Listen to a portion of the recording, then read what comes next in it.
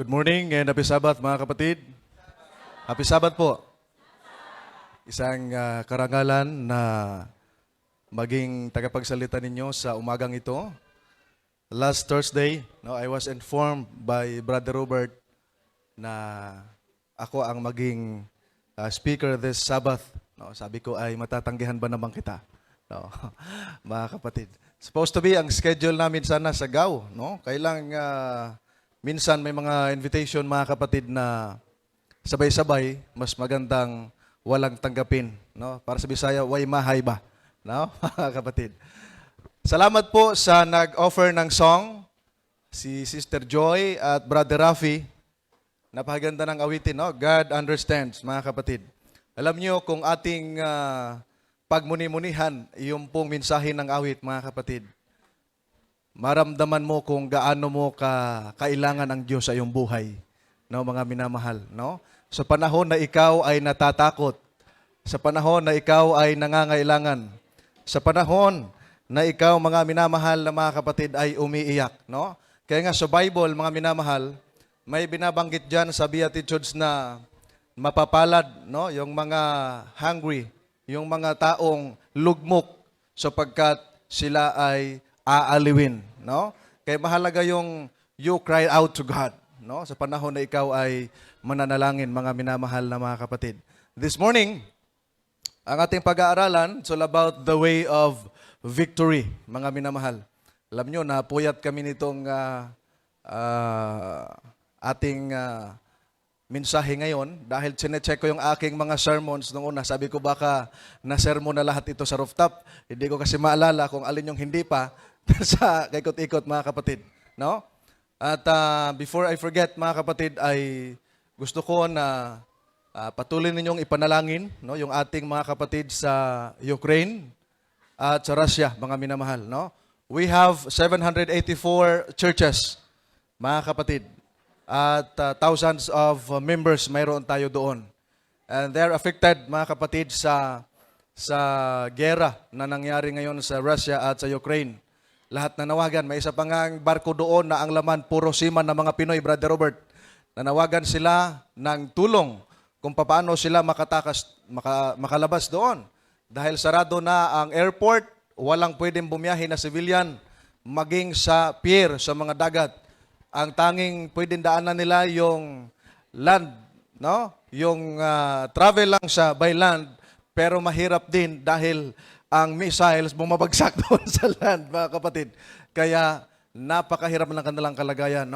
Iba't iba yung kanilang reaksyon, yung kanilang nararamdaman sa mga oras na ito. At karamihan dyan ay takot at pangamba, mga minamahal na mga kapatid. Siguro, hindi natin mafe-feel, hindi natin mararamdaman kung ano yung nararamdaman nila dahil wala tayo sa lugar nila, mga kapatid. Kaya nga pag may isang tao na bigo, may isang tao na lugmok, at naranasan mo yung kanyang karanasan, sasabihin mo kaagad sa kanya, kapatid, naramdaman kita. Alam ko yung iyong pinagdadaanan. Pero pag hindi mo napagdaanan yan, nandoon yung comfort mo. Kapatid, kaya mo yan. Yes, madali mong sabihin, kaya mo yan. Sa loob mo. Kasi hindi mo pa naranasan yon. Pero pag naranasan mo, mahirap din pala. Mga kapatid, di ba? So, let's pray, mga kapatid, sa kanila pong kalagayan. Napakahirap, mga kapatid. At pati yung kanilang presidente, hinubad yung kanyang suit. Sa pagiging presidente, ang sinuot niya, suit ng soldalo, mga kapatid, sapagkat sumama siya sa pakipaggera, mga minamahal. Yung mga lalaki nila, 18 years old, pataas, at 60 years old pababa. Yun ang kanilang kinuha, mga civilian, mga reserve, para bigyan ng armas. Just to fight, to defend their country, mga minamahal. Kaya, pag nangyari ang World War III, mga kapatid, alam nyo, baka hindi na pahintulutan ng Panginoon na matapos ang World War, darating na siya. Baka walang matira sa kanyang mga anak, mga minamahal na mga kapatid. Okay? So let's pray, mga kapatid. Dahil napakahirap ng ganyang kalagayan. Sa Marawi nga, di ba? Mga minamahal na mga kapatid, may Muslim doon. Ang natawag niya si Jesus, hindi si... sa Marawi. Noong naggera, mga kapatid, may isang Muslim, ang natawag niya hindi Allah, kundi si Jesus ang natawag niya. Naligtas siya, mga minamahal na mga kapatid.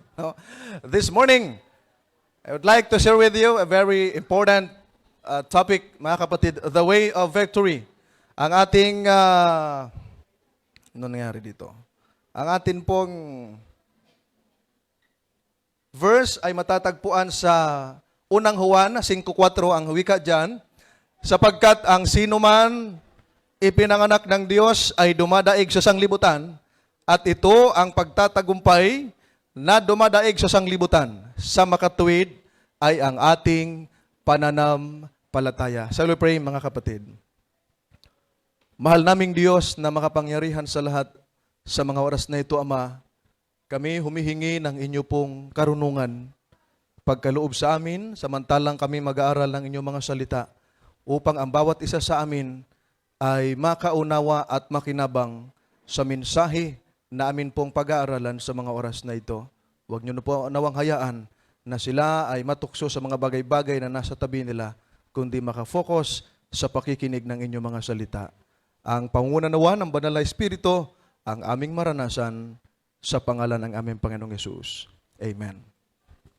Ang ating talata, mga kapatid, ay napakaganda na akmang-akma sa atin pong topic na pag-uusapan sa mga oras na ito. Ang sabi diyan, ang sino man anyang ipinanganak ng Diyos, born of God, ay dumadaig sa sanlibutan. Ibig sabihin, magtatagumpay, mananalo. At ito ang pagtatagumpay na dumadaig sa sanlibutan, sa makatuwid ay ang ating pananampalataya. So, ang tanging susi, ang tanging paraan, in order for us, mga kapatid, to overcome this sinful world, mga kapatid, ay yung ating pananampalataya. The only problem, mga minamahal na mga kapatid, ay yung ating pananampalataya ay pawendang-wendang. Yung ating pananampalataya ay, kumbaga, mainit, malamig, maligamgam. Ang problema, pagka nasa neutral ka, hindi ka masyadong mainit, hindi ka masyadong malamig, isusuka ka ng Panginoon, mga minamahal na mga kapatid. No? Yan ang malaking problema. So, ang susi ay pananampalataya.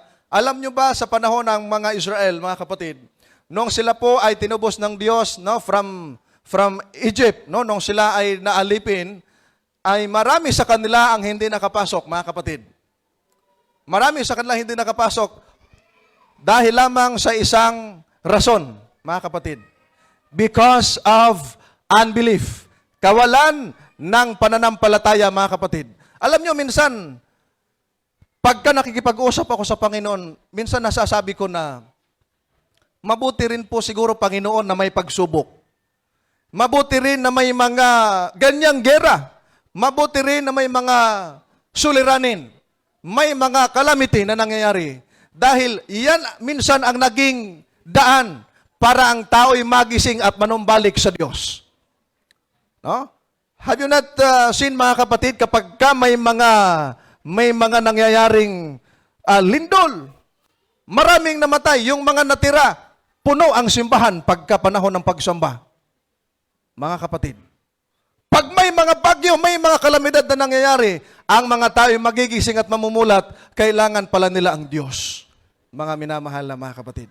So ang pinakasusi, no? Ang key, mga kapatid, the only way for you to overcome ay yung pananampalataya. Dahil pagka ang isang tao mawala ng pananampalataya, mapuno ang kanyang kaisipan sa doubt, pag-alinlangan. Mga kapatid. At yung pag-alinlangan, magiging resulta yon ng consequences, kapahamakan, mga kapatid. Bakit? Kasi mag-aalinlangan ka kung gagawin mo ito o hindi. Maglilingkod ka ba o hindi, mga kapatid. Tapos sa buhay, puro mga murmuring ang nararanasan. That's why, sa panahon ng mga Israelita, yung mga naglolong, yung longing nila na makapasok, yung desire na makapasok doon sa lupang pangako, hindi nakapasok. Ang iba nilamon ng lupa, yung iba nangamatay, mga kapatid, dahil sa kawalan ng pananampalataya. While they're traveling, no, going to Canaan, mga kapatid, puro reklamo. Mga minamahal na mga kapatid, kung kayo kaya nandoon, ano ang magiging reaksyon nyo? Reklamo ba o sumunod sa Diyos? Dumating pa rin sa punto nila na magdadoubt sa Diyos, mag-alinlangan. Kahit na ang Panginoon, sa pamamagitan ng haligi na apoy, gumagabay sa kanila para makarating doon, nagre-reklamo pa rin, mga kapatid. Alam nyo, ayon sa pag-aaral, mga kapatid, ilang araw lang sana yung paglalakbay nila mula sa ilang papunta doon sa lupang pangako. Pero dahil sa pagiging reklamador nila, umabot sa 40 years. Kita nyo mga kapatid? Kaya yung mga tiguang, Brother John, yung mga matatanda, namatay na. Sayang, yung inaasam-asam na makarating sa lupang pangako. Yung mga tao nga minsan, nais nila na makarating doon sa mga lugar na magaganda. No, mga kapatid, para maranasan man lamang anya habang sila'y nabubuhay pa, mga kapatid. Yung iba pinag-iipunan, mga kapatid. Di ba? Yung mga gusto nila. Kaya maswerte yung maraming pera.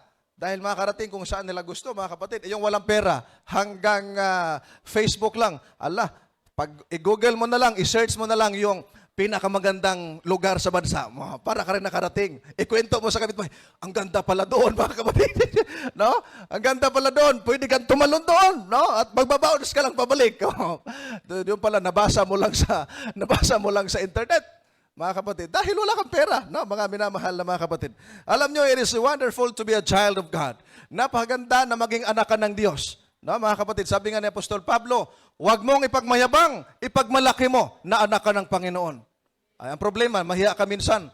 No? Dahil minsan, pagka Sabado, nakikita ka sa labas. O yan, malaki problema yan. No? Malakas ang loob mo, wala nakakilala sa akin. No, yung iba manananggal, no? But ang sabi riyan, but we must realize that the road to heaven will not be easy. Mga kapatid, ay napakahirap. Akala mo madali ha? Mga minamahal na mga kapatid, napakahirap. Minsan nga sasabihin ng tao, akala ko pag naglingkod sa Panginoon walang problema. Akala ko pag naglingkod sa Panginoon walang suliranin. Akala ko pag naglingkod sa Panginoon hindi maubusan ng bigas yung aming lagayan. Mga minamahal na mga kapatid, ang daan papuntang langit, napakahirap mga minamahal na mga kapatid ko. Bakit kaya napakahirap ng daan patungong langit mga kapatid? Dahil marami tayong kaaway, no? We have great enemies, mga minamahal na mga kapatid. Hindi lamang yung ating kapwa, no? Minsan may kaaway tayo sa ating kapwa. Sino sa inyo dito walang kaaway? Taas kamay. Oh, Brother Roger, walang kaaway. Ayun, napakaganda. No? Hindi nakaranas ng kaaway. Nasaan ba si Lola Milba? Nanay Milba. Si Nanay Milba ay 89 na noong nakaraang araw. 89. Napakasaya. Klarong-klaro pa niya ang mga salita, no, mga kapatid, at makabirit pa ng kanta. Bumirit yan doon sa New Lower Bikutan, no, anniversary, mga kapatid. Di ba? Minsan ay ang ating kaaway nasa palibot natin, mga kapatid. Yan ba ang maging media, mga minamahal, para ikaw ay hindi makarating sa langit? No? Ang road to heaven, mga kapatid, maraming mga nakaharang. Pag hindi mo malagpasan yan, hindi ka makakarating, mga kapatid. No? Di ba? Pag tatanungin mo yung mga kapatid, sinong gusto makarating sa langit? Allah, taas kamay.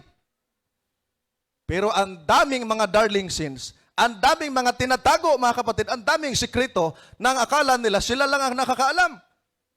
No. Hindi mo ba alam na nakikita ng Diyos ang iyong ginagawa? Hindi ba tayo nahihiya sa harapan ng Diyos, mga kapatid? No? Mga minamahal, napakahirap.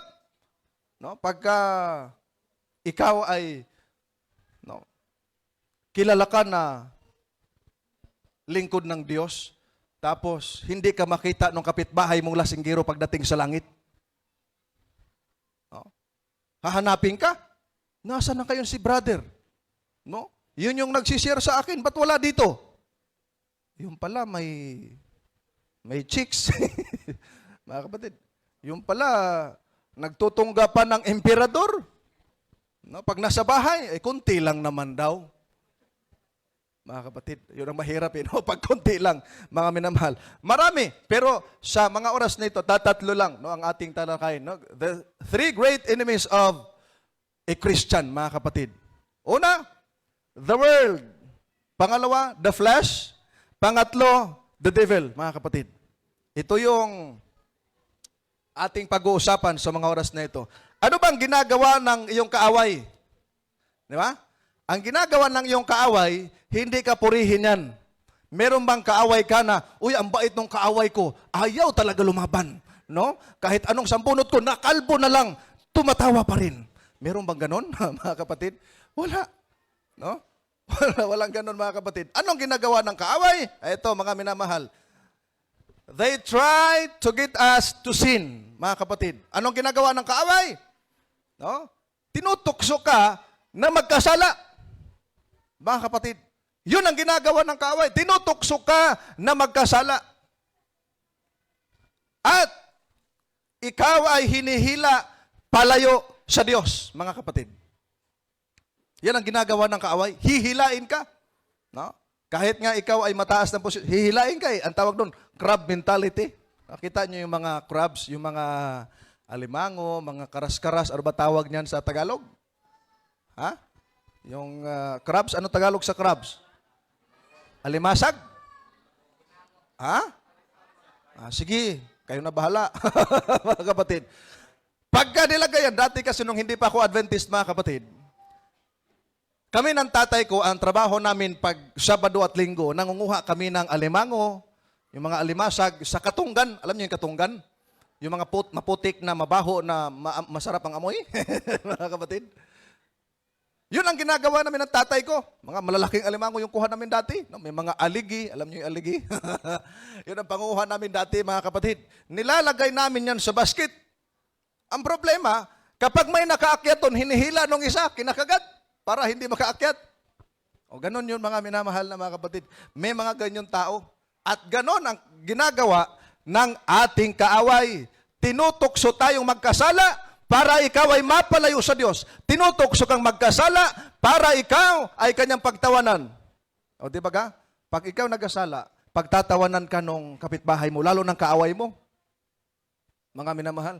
At maraming mga panunuligsa na gagawin, mga minamahal na mga kapatid. But thank God, dahil gumawa siya ng paraan, mga kapatid, para mapagtagumpayan natin yung atin pong mga kaaway. Mga minamahal na mga kapatid. No? Alam nyo, sa Israel, alam naman ng maraming tao na ang Israel ang unang bayang pinili ng Diyos.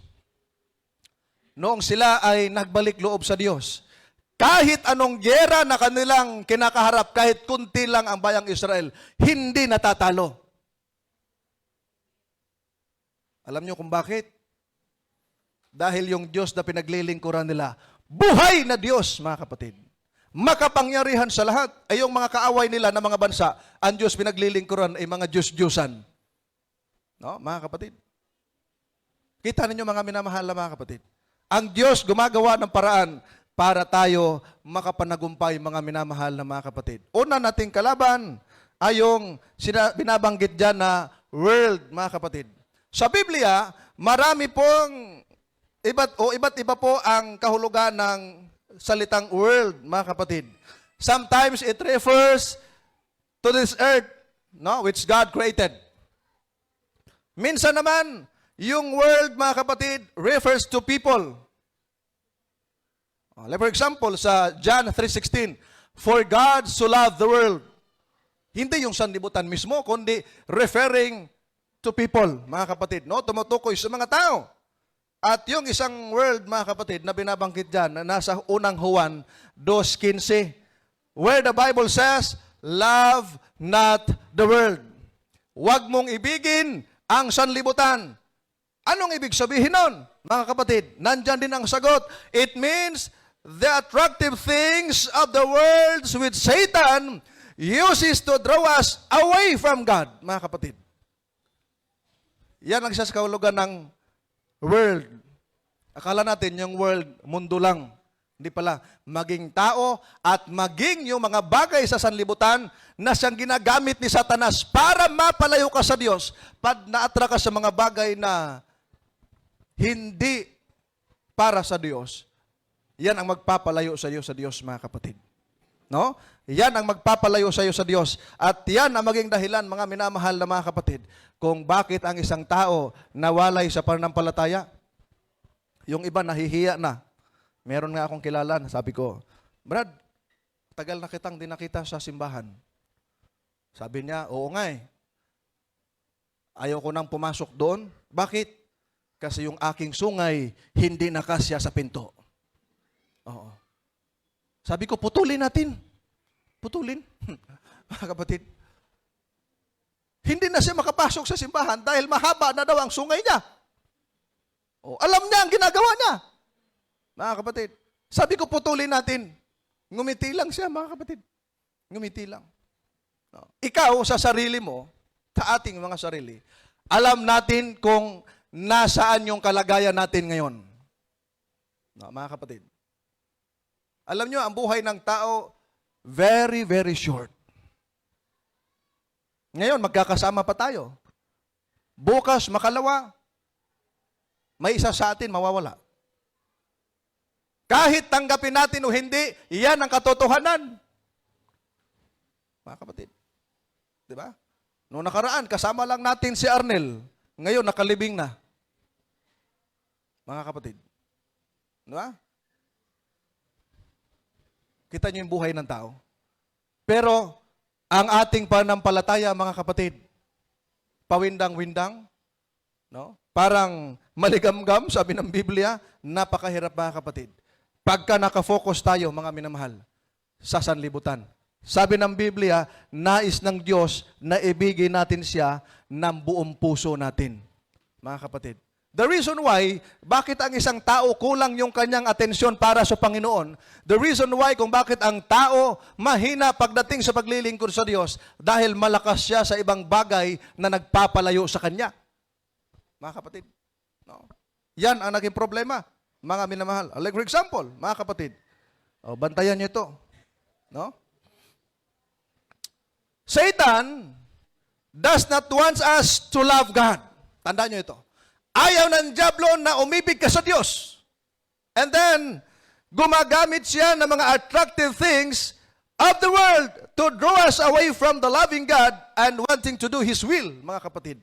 Iyan ang naging dahilan kung bakit ang tao nalayo sa Diyos dahil hinihila ni Satanas dahil gusto mo ring magpahila. Mga kapatid, di ba? Iba't iba yung kanyang mga ginagamit. Satan use money. Pwede niyang gamitin, mga kapatid, yung iyong negosyo. Sports, pleasure, television, social media. No? Mali pa spelling ng social media ko dyan sa kakapuyat. Kanina, mga kapatid. At lahat ng mga bagay na maghihila sa iyo. Alam nyo kung saan ka attractive, kung saan ka mahina, doon ka hinihila ni Satanas, mga minamahal na mga kapatid. Oh. Halimbawa na lamang, pera. Aalukin ka ng malaking pera, sasagasaan mo yung araw ng Sabath. Business. Malaki ang kita mo araw-araw, manghihinayang kang isara ang business mo pag araw ng Sabado. Mga kapatid, meron ngang isang tao na nagtayo ng kanyang negosyo. Maliit lang. Ang kanyang commitment sa Panginoon, ganito. Panginoon, itong aking munting negosyo, pagpalain mo po ito. At ang lahat ng ikapo, dudublihin ko, ibabalik sa iyo. Ganda ng kanyang pakikipagtipan sa Diyos. No? Maganda. Ibig sabihin, double tithe. No? Double tithe, mga kapatid. Kung halimbawa, ang kita niya ay 100,000, ilan ang tithe? O magkano ang tithe noon? Pag 100,000, magkano ang tithe? Isure nyo ha, mga kapatid. 10,000. Idublehin niya. Magkano? 20,000. Yun ang sinabi niya, Panginoon, dudublihin ko ang aking ikapo. Matindi ha. Hindi na ikapo yun, ika-20 na. Lumalaki ang kanyang negosyo. Lumalago, mga kapatid, lumalago. Noong kumita na siya ng milyon-milyon, ang 1 million, magkano ang ikapo? 100,000. Doble. 200,000. Noong siya mag-separate na sa ikapo, doble, nang hihinayang na siyang ibalik sa Diyos. Ang laki nito Ang laki nito. Hindi niya na binabalik, mga kapatid. Una, nasira yung kanilang usapan.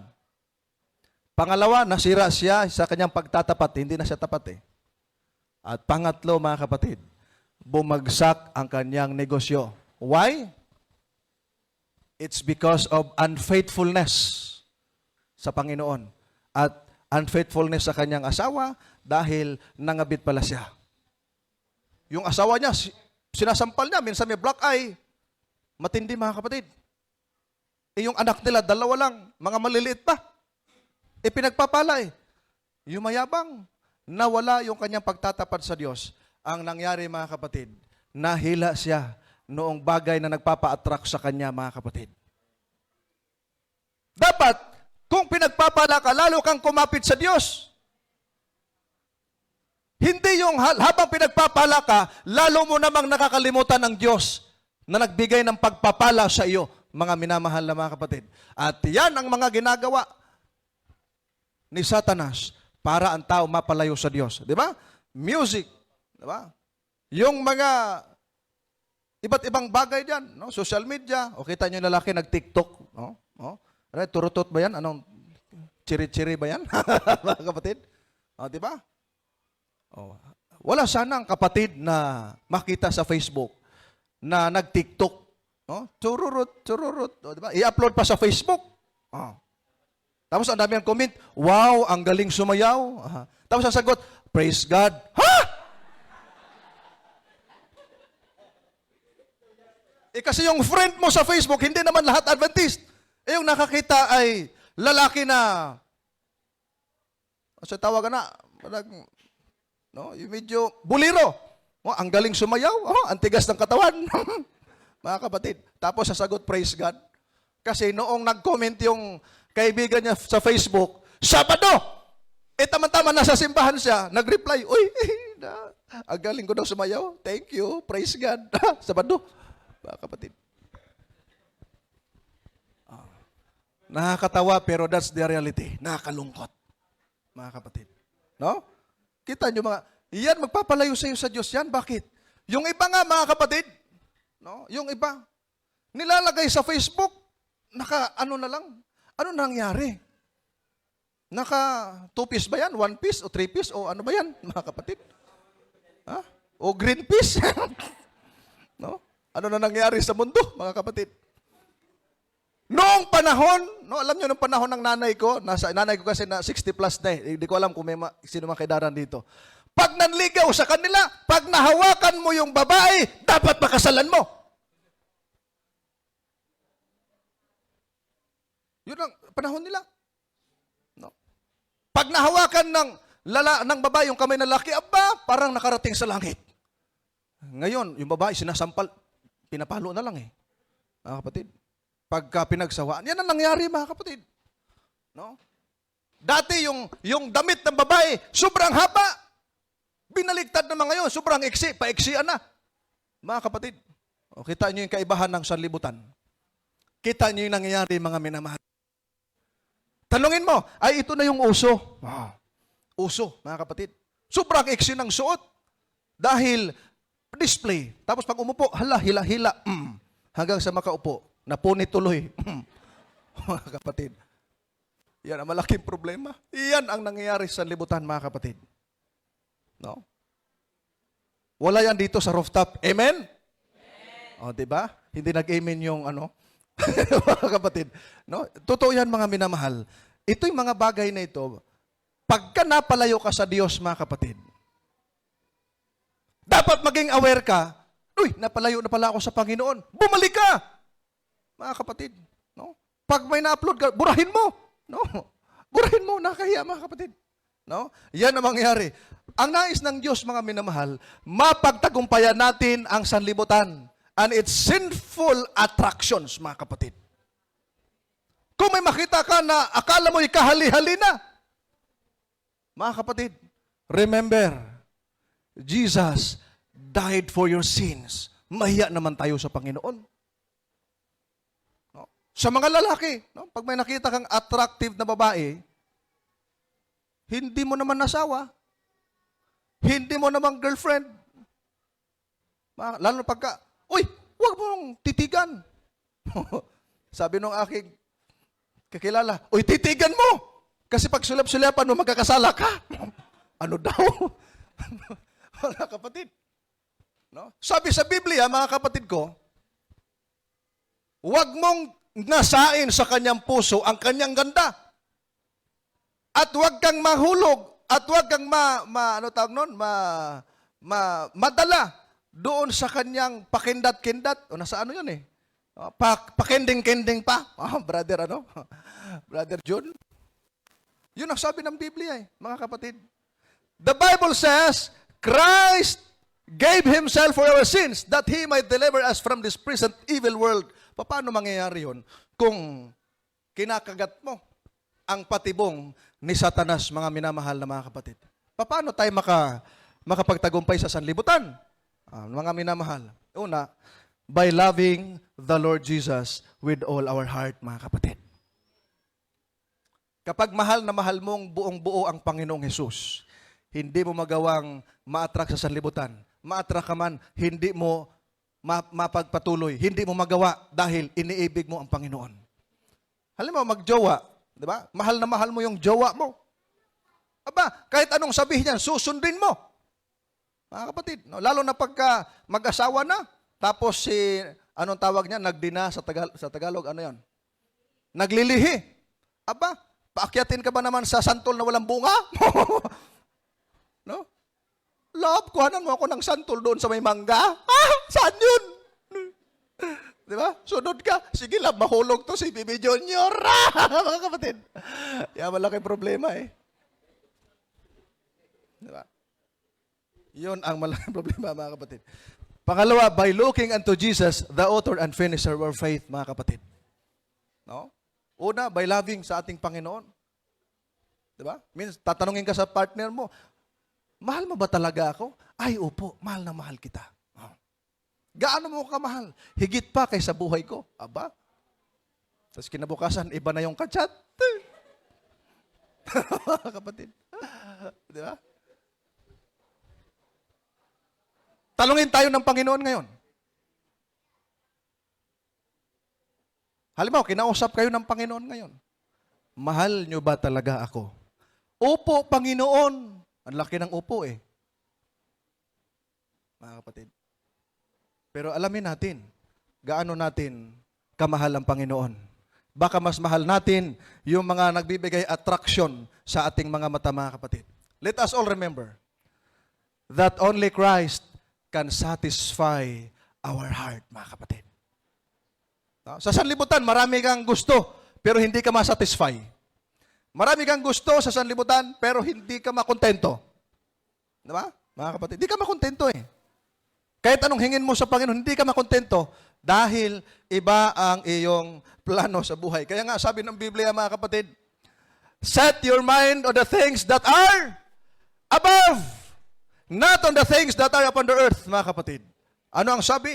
Ilagak ninyo ang inyong mga pag-iisip sa mga bagay na nasa taas, hindi sa mga bagay na nasa lupa. Dahil dito sa lupa, mauubos yan. Mabubulok yan. Mawawala yan. Pero doon sa langit, mga kapatid, yung ating doong tahanan, hindi mawawala. Kaya nga ang sabi ni Apostol Pablo, our citizenship is in heaven, and from there, we are waiting for our Savior, our Lord Jesus Christ, mga minamahal. Pangalawa, yung atin pong kaaway, the flesh, mga kapatid. No? Tumutukoy ito sa ating mga sarili. We are selfish and self-centered. Parang wala lang sa atin ito. Pero isa din ito sa kaaway natin, yung ating mga sarili, mga kapatid. The flesh is what we are on the inside. It is our sinful self-life or self natin, mga kapatid. Di ba ga? Pag nagkaroon ka ng problema o nagkaroon ng problema, ang tinuturo at sinisisi, kung hindi ang Diyos ang kapwa, hindi man lang masisi yung sarili niya. And huwag nating kalimutan, the root cause of all our sins is self, mga kapatid. No? Huwag mo laging sinisisi si Satanas. No? Dahil si Satanas hindi omnipresent. Tandaan nyo yan. Hindi omnipresent si Satanas. Kaya hindi lang siya ang sisihid mo, pati sarili mo. Mga kapatid, ikaw ay natubos na ng Panginoon. Mga kapatid, ibig sabihin, pag-aari ka na ni Kristo, hindi na ng dyablo. E nung pag-aari ka na ng Panginoon, mga kapatid, dapat si Kristo na ang nag-ahari sa iyo. Hindi na ang sarili mo. Sabi dyan, we want to have our own way. We are selfish and self-centered. We want to be honored and looked up. We hate to see others get ahead of us or have something we don't have, mga kapatid. Kita ninyo, mga minamahal, ang tao selfish, self-centered. Gusto niya siya dapat makilala. Gusto niya siya dapat ma-recognize. Gusto niya siya lagi ang nauuna. Mga kapatid, di ba? Ayaw niyang nauungusan siya, mga kapatid. Pag hindi na-recognize yan, hindi na magsisimba, magtatampo na. Grabe sakripisyo ko dyan sa simbahan, di man lang ako pinasalamatan. Bawiin ko ngayong bubong dyan. Mga kapatid, di ba mga minamahal? Yan ang nangyayari, mga kapatid, kapag ka ikaw gumagawa ka ng sarili mo. No? Kaya nga ang tao napapahamak, sabi ni Haring Solomon, Ecclesiastes 7:29, ito lamang ang aking nasumpungan. Ano yun? Na ginawang matuwid ng Diyos ang tao. Paano ginawa ng Diyos ang tao? Ginawang matuwid. Pero naghanap sila ng sariling pagpapasya. Kaya ang tao, nahiwalay, mga minamahal na mga kapatid. Ang tao, mabilis ma-offend. No? Sawahin mo. Pag hindi nagtatampo yan, magagalit yan sa'yo. Mga kapatid. Alam nyo kung bakit ang tao na-offend kaagad? Ayaw na pagsasabihan siya. It's because of pride. Chicken. Hindi chicken, ha? Fried yun, eh. Pride, mga kapatid. Ang taong hindi marunong mapagpakumbaba, mapagmataas. Mga minamahal na mga kapatid, no? We hold bitterness and unforgiveness against others who may have wronged us, mga kapatid. O, di ba ka? Kayo namang naka-commit ka ng kasalanan, matuto kang humingi ng tawad. Dahil alam mo, sa sarili mo, nagkasala ka. Mga kapatid. Di ba ka? Tapos, kung may makita mo, kung anong sinasabi, bitter, mga kapatid. When we do something wrong, we excuse ourselves and blame somebody else. O, kita nyo? Ito yung ugali ng tao. Di ba? Para to defend yourself, para linisin mo, siraan mo yung iba. I-blame. No? Mga kapatid, sisihin mo yung iba. O, di ba ka? Sabi ni Adan, kasi yung babaeng binigay mo sa akin, binigyan ako ng mansanas. Sabi ni, sino ba yung lalaki nagsabi dyan? Hindi pa mansanas yun. No? Fruit yun, pero hindi yun mansanas. No? Tapos, nung narinig ng babae, kasi yung serpente, sabi niya, masarap. Kita nyo, mga kapatid. Madali mag-blame ng iba, mga kapatid. When we do not get our way, we sulk and pout or flare up with anger, mga kapatid. No? Minsan, hindi natin napipigilan ng sarili natin. Kaya sabi ni Apostol Pablo, pag nagalit ka, magalit kang hindi nagkakasala. O, tanungin ko kayo, paanong magalit na hindi nagkasala? O, sige nga. Paano yung magalit na hindi nagkasala? No? Di ba ang isang tao, pag galit na galit, yung ngipin ay kinakagat niya. Ano ba tawag niya? Gikagot ba? No? Nangangalit yung ngipin. No? Kung may itak lang ako dito, barilin talaga kita. Meron bang ganun? Mga kapatid. Napakahirap, mga minamahal. Ganon yung tao, mga minamahal na mga kapatid. The worst thing about self is this. Self takes the throne of our heart that belongs to Jesus Christ, mga kapatid. No? Kung dati ang naghari sa sarili mo, ikaw mismo, nung may Kristo ka na, dapat si Kristo na ang maghari sa iyong trono, mga kapatid, sa iyong puso. Mga minamahal. Christ must reign. Nasabi dyan, mga minamahal. It is self that says, I will do what I want to do. Self never obey God. Kita niyo, mga minamahal. Kaya ang kaaway ng Diyos, kaaway natin, sarili din natin, mga minamahal na mga kapatid. Bakit? Dahil the carnal mind, no, yung makalaman na pag-iisip, ay kaaway ng Diyos at hindi nagpapasakop sa utos ng Diyos, mga minamahal na mga kapatid. Kita ninyo, mga minamahal. No? Kaya nga mahalaga na si Kristo, mga kapatid, ay nasa trono ng ating puso, hindi ang ating sarili. We are to live for Him, not for ourselves. Kaya sabi ni Apostol Pablo, Galatia 2:20, mga kapatid, no? Hindi na ako ang nabubuhay sa aking sarili, kundi si Kristo na namatay para sa akin. Mga kapatid, ang ganda ng pagkasabi ni Apostol Pablo, no? With God's help and His power, we can say no to self. Kapag ka nagpapa-under ka sa kapangyarihan ng Diyos and yes to the Lord Jesus Christ, mga kapatid. Sabi ng ating Panginoong Jesucristo, kung ang sino man, if any man will come after me, sumunod sa akin, let him deny himself. Dapat tanggihan niya ang kanyang sarili. O sabihin ng Panginoon, sumunod ka sa akin. Panginoon, saka na. No? Dahil marami pa akong mga steps sa TikTok. Iba't iba yung steps sa TikTok, di ba? Saka na lang, Panginoon, dahil hindi ko pa maiwan-iwan itong aking bisyo na paninigarilyo. Saka na lang, Panginoon, hindi ko pa maiwan-iwan itong aking pagsusugal. Sabi ng ating Panginoong Jesucristo, ang sino mang taong susunod sa akin, dapat tanggihan niya ang kanyang sarili, mga minamahal, at pasanin niya ang aking cross, o yung cross niya, mga kapatid, at sumunod. Ang ganda ng pagkasabi. Maraming gustong sumunod, hindi kayang pumasan sa cross. No? Pagsamba pa lang ng mga Adventist, maghapon ng Sabado. Kaya nga may mga tao na pagka binabible studyhan mo, ang hirap naman dyan sa inyo, maghapon ang samba. Sa amin, 1 oras lang, makapag-shopping ka na. Oh. Di ba makapag-shopping na? Yung iba pa nga, pagkatapos ng pagsamba doon sa amin, meron kasi doong malaking parokya. Sa unahan, may malaking sabungan. Yung mga mananabong, dumadaan mo na sa parokya, Panginoon, tulungan mo po kung manalo ang aking manok. Oh. After ng 1 oras, nasa sabungan na. Oh. Ang manok lahat, patay. Totoo yan, mga kapatid. Patay. Yun ang nangyayari. And that's the reality, mga minamahal na mga kapatid. No? Kaya nga, it should be Christ-centered, not self-centered, mga kapatid. No? Minsan din sa sermon, may mga sermon na ang sinisermon ang sarili. Hindi si Kristo. Kaya nga, when you study homiletics, mga kapatid, no, merong dapat ang sermon theocentric or Christocentric. Ano ba yon? No, Christ-centered at yung theocentric, ang Diyos ang sentro, mga minamahal na mga kapatid. No? Sakto 12:00, tapos tayo. The devil, ang last, mga kapatid, ito last. Your adversary, the devil, as a roaring lion, walks about seeking whom he may devour, mga kapatid.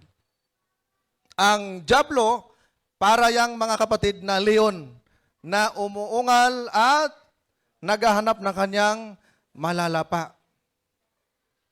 Bakit? Kasi si Satanas, mga kapatid, alam niya yung time niya, short na lang, maiksi na lang. Gumagawa siya ng iba't ibang paraan para ang tao mahila niya at maisama niya sa impyerno. Nais ba natin mapunta sa impyerno, mga kapatid? Mapaso lang ng konti yung daliri mo, aray-aray ka na. Di ba? Mga kapatid, ang sabi diyan, when you took Christ as your Savior, you took a step that made Satan very angry. Mga kapatid, ang ganda, no? And you left him and joined those who trust in the Lord Jesus.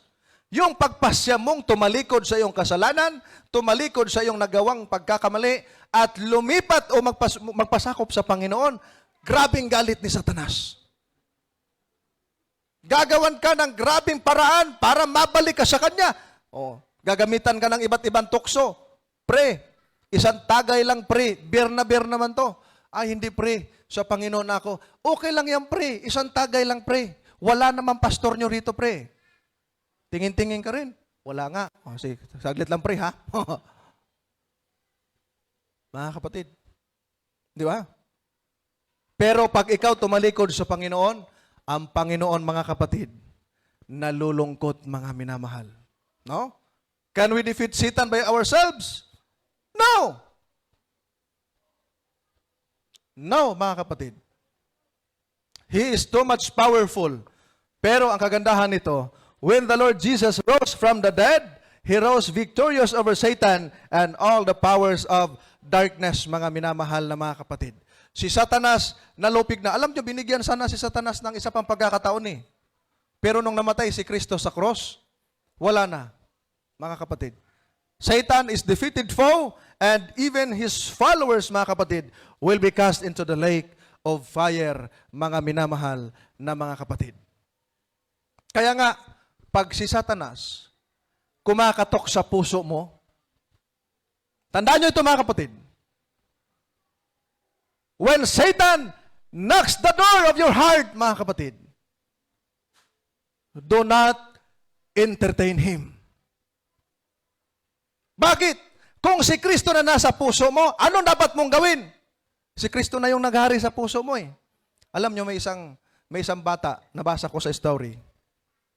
Nung marinig niya ang isang pastor na nag-sermon na ang dapat maghari sa iyong puso ay ang Panginoon, kapag kaanya kumatok ang dyablo sa iyong puso, huwag mong buksan. Kundi, kausapin mo ang Panginoong Yesus. Panginoong Yesus, pakibukas nga ng pinto ng puso ko, kumakatok si Satanas. Pagbukas ng pinto ng ating Panginoong Yesus, papasok ba si Satanas? No! Ang nagbukas ba naman ang Panginoong Hesus eh? O naalala nyo yung inalihan ng masamang espiritu? Lumapit ang ating Panginoong Hesus, sabi niya, sino ka? Sabi niya, Panginoon, huwag mo kaming pakialaman. Lumayo ka sa amin. O kita nyo, pati yung dyablo, kinikilala ang Panginoon. Kaya kung ikaw, mga minamahal na mga kapatid, mahilig na umadalas, no, nakakasalubong yung tukso, mga pagsubok, at kumakatok si Satanas, huwag mong buksan. Si Kristo ang pabuksan mo. Para mahiya at matakot si Satanas na pumasok sa iyong puso dahil ang nakaupo sa trono ng puso mo, si Kristo. Amen? Yan, mga minamahal na mga kapatid. Dahil yung Kristo na nasa puso mo is greater than Satan, mga kapatid. Yan po ang tandaan natin. No? Greater is He that is in you. Mga minamahal, madakila siya kaysa nasa sanlibutan, mga minamahal na mga kapatid. Kaya nga, nais ng Panginoon na magtagumpay tayo nitong iba't ibang mga pagsubok natin. Sabi ng Panginoong Hesus, napakaganda. To him that overcometh, will I grant to sit with me in my throne, even as I also overcame, and am set down with my Father in His throne, mga kapatid. Aba, napakaganda. Siya na magtatagumpay, mga minamahal na mga kapatid, ay papayagan kong umupo na kasama ko sa aking trono. Aba, napakaganda. Napakaganda, mga minamahal. No? Tayo nga, gusto nating makarating sa Malacanang, makita man lang natin yung upuan ni Pangulong Duterte. Sa langit, mga kapatid, trono ng ating Panginoon.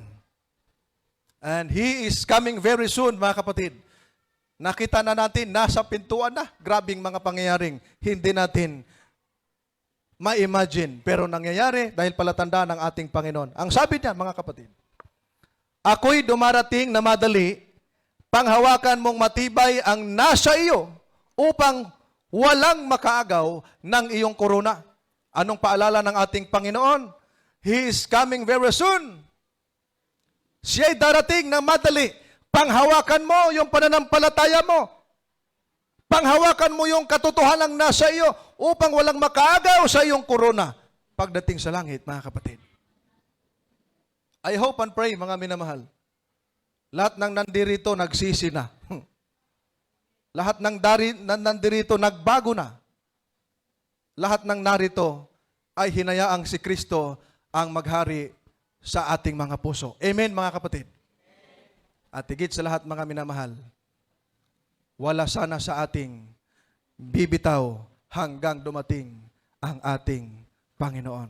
Mga kapatid, walang bibitaw. Amen? Pagpalain tayo ng ating Panginoon.